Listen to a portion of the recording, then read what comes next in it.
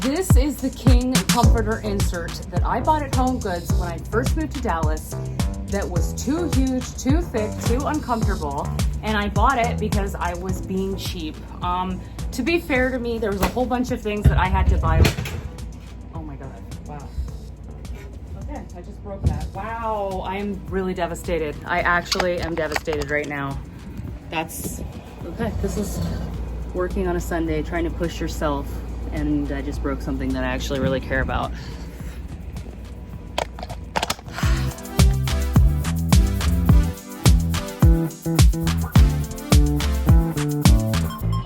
Hey guys, what's up? It's Baina. Welcome back to the channel. Let's talk about the interior design do's and don'ts when it comes to your bedroom. I'm specifically going to be covering common mistakes that you want to avoid and give you a couple of tips on how to fix them.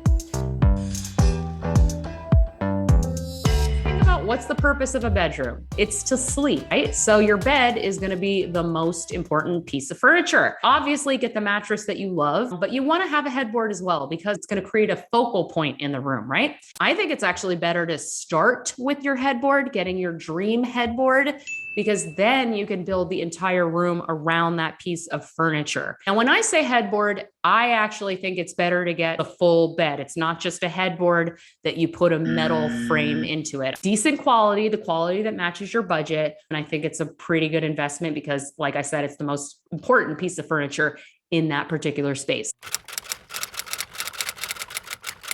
In interior design, your floor plan is everything. It tells you how this room is going to function. So you never want to put your bed against a wall. Oh my God, it looks so bad. It's like teenager style. And even if you have the tiniest room ever, please center the bed as best as you can. Even if you have to push it over to one edge a little bit, you just want to have air on both sides so that you can create symmetry and balance. When you are lying in bed, want to be against the wall that is furthest from the door, right? And not in line with the door. And this is like a psychology thing where you're going to sleep deeper if you feel safe and not vulnerable. And if you place your bed right next to the door, you're not going to sleep well because you won't be able to see who's coming in. And interior design, it's how you feel in a space. You will not sleep deeply if you put your bed there. I actually think it's better to put your bed in front of windows, but you need to use a headboard and you need to do window treatments to correct that. That is still a better thing to do than to put your bed to the right or left of a door. Sometimes I actually think it's fine not to have one as well, but the scale, the size of that rug is critical, okay? So if you have a queen bed, you're gonna go with an 8x10 rug, and then you're gonna go a little bit up in size if you have a king and down in size if you have a full. Basically, when you get out of your bed, you should be able to walk around that bed and still be on that rug. So it'll go out maybe 24 to 30 inches on either side. It can go a little bit longer at the foot of the bed as well to accommodate a bench if you have one. Just look more proportional, okay? The rug does not have to go all the way up to the nightstands. That will actually kind of look weird. You can pull it maybe 3 to 4 inches from it, but you want to nail the size. Now, obviously, if you're buying a vintage rug, which I'm a huge fan of, they don't always come in those standard sizes. So you can still do that elegantly with the right scale, but the basic concept is still the same. You don't want your bedside tables to be too low or too high because it's not as functional for you. As a general rule, want to have bedside tables that are about the same height as your mattress, okay? That's going to be the most functional and it's going to look the most in proportion to your bed.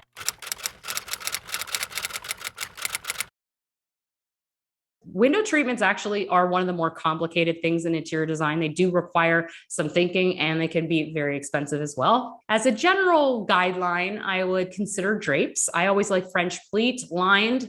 It looks the most elegant and classy. I did do a hack on how to get a high-end look using IKEA Rivka drapes, which I will link here in the video as well if you want to try that hack, okay? I also think you want to consider Roman shades. Those are very elegant, classy, timeless, and when done right, you will not change them forever and they will really upgrade the feeling of your home. You could always go for a roller shade in a blackout option, or if you need some like privacy during the day, you live in a city setting, You could do a light filtering roller shade in the front, so it's always kind of down, and then behind it have a blackout roller shade that you pull down at night just to be able to go to sleep and have the room be darkened.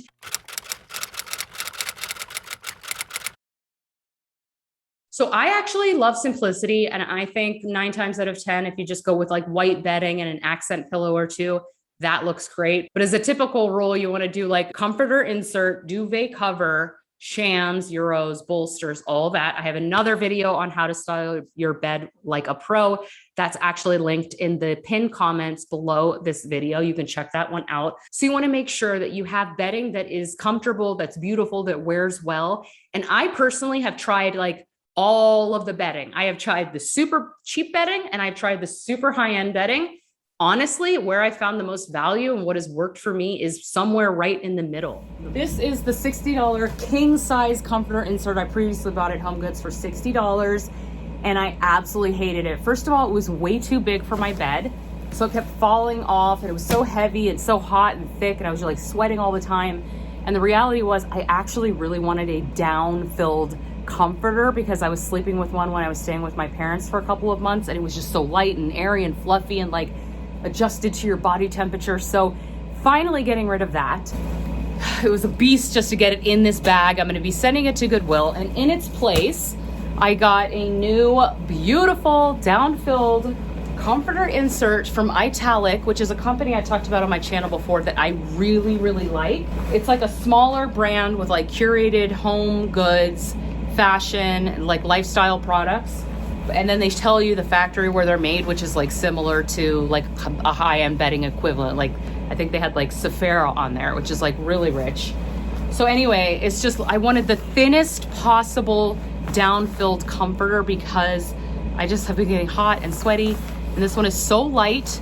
It's not that crunchy. I feel like it's pretty good. Sometimes they can make a lot of noise. Nice and thin, lightweight, and it's been keeping its shape. Along with that, they also sent me eucalyptus duvet cover and sheets, and that's one of the materials I hadn't tried out yet before. So I had compared on this channel on a previous video bamboo sheets, which I really liked. They had a more silky feel.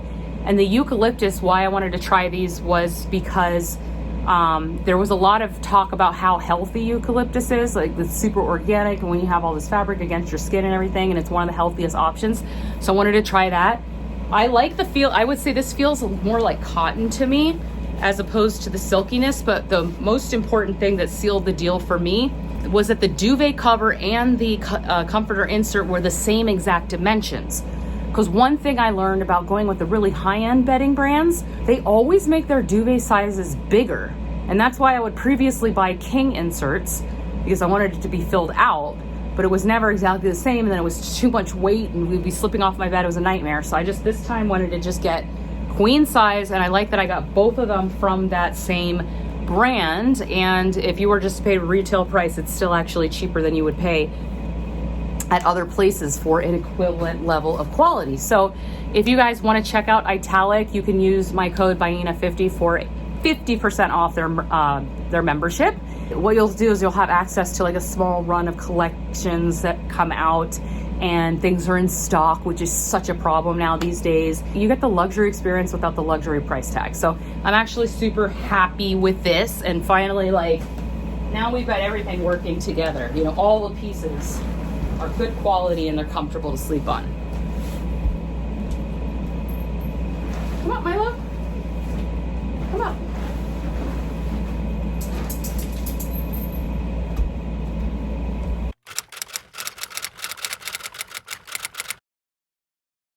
So this could just be like having lamps that are maybe too tall, could be having the wrong light bulb. I usually use a very low wattage light bulb because I want that moody bedroom vibe. I have to have a ceiling fan, so we're not doing a chandelier. But if you are in a home where you can put a beautiful chandelier in, I think that would be great. If you have a nook in your room where you have a chair, you could always put like a little pharmacy floor lamp. If you have a dresser with maybe a mirror or a piece of art, you can add a table lamp to that. You just really want to have adequate lighting in the room that is going to be functional for you, but also it's a style opportunity.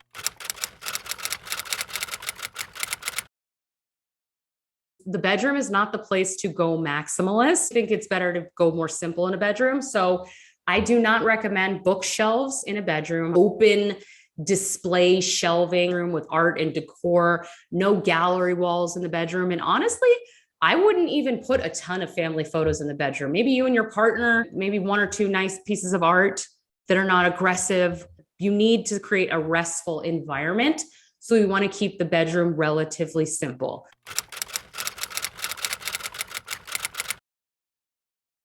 I actually don't like a big bedroom. And when I lived in LA, my bedroom was like double the size. This bedroom here, I'm happy with it. I don't want a huge bedroom. I don't want to have to fill it with giant stuff.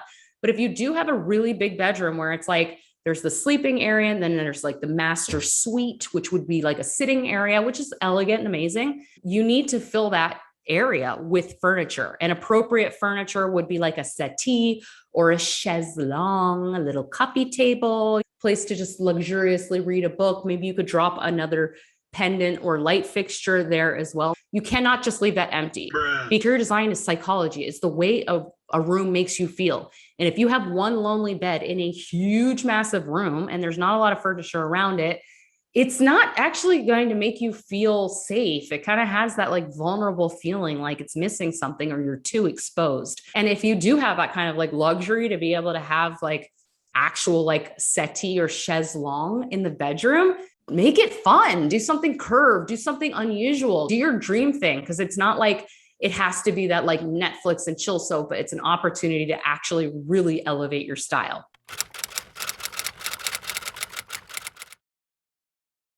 I firmly believe that you should not put a workspace in your bedroom. Anytime you start seeing computers and wires and plugs, it's going to take the whole look down. And I just really struggle with understanding how you could really feel completely at peace knowing that your work, even if you absolutely love what you do, is right there in the bedroom. If there's any way you can possibly relocate that to another space in your home, whether that's a closet you convert into a cute little work surface or you work in your dining room, I would highly recommend that. But in the rare case that you actually have to work in your bedroom, I would suggest making it absolutely beautiful and choosing furniture that looks the least amount of office as possible. Don't do like actual office furniture in the bedroom. If you just take away your laptop, hopefully you're not having a whole computer set up, it'll still sort of look relevant to a bedroom. Okay. So that would be I hope this video is helpful and useful to you. If there's anything I missed, let me know. If something was particularly relevant for you or you were struggling with that in your current bedroom design, also put it in the comments below. Thank you guys so much for watching, and I will see you in the next one. Bye.